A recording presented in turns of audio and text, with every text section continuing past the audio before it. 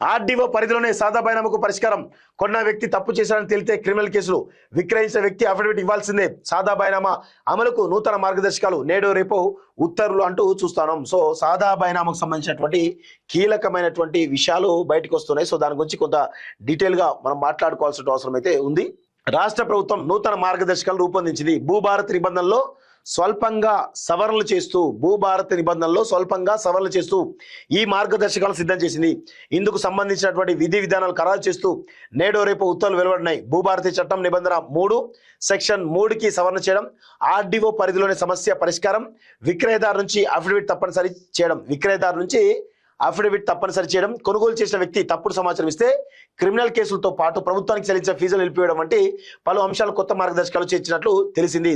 రాష్ట్రంలో సాదా బైనామా దరఖాస్తుల పరిష్కారం ఎక్కడ వేసిన గొంగలి అక్కడైనా చందంగా ఉంది. దాదాపు 9 లక్షల దరఖాస్తులు ఉంటే వాటిలో 8,99,000 దరఖాస్తులకు నోటీసులు జారీ చేశారు. ఇంకా 1,848 దరఖాస్తులకు నోటీసులు ఇవ్వాల్సి ఉంది. మొత్తం దరఖాస్తులో తహసీల్దార్ నుంచి ఆర్డీఓకు లాగిన్ కు పంపినవి 32,000 మాత్రమే.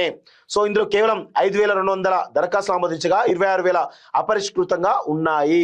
సో తహసీల్దార్ నుంచి ఆర్డీఓకు వెళ్ళిన దరఖాస్తులో కేవలం 17% మాత్రమే ఆమోదించారు. అత్యధిక దరఖాస్తులు ఖమ్మం జిల్లా నుంచే అని చెప్పేసి చాలా స్పష్టంగా తెలుస్తా ఉంది. సో ఇది పరిస్థితి మిత్రులారా. సో మొత్తానికైతే ఆర్డీఓ పరిధిలోనే ఇది సాదా బైనామాకు సంబంధించిన పరిష్కారం ఇస్తున్నారు. దానిలో భాగంగా ఈ యొక్క విక్రయదారుడు ఎవరైతున్నారో ఖచ్చితంగా అఫిడవిట్ సమర్పించాలి.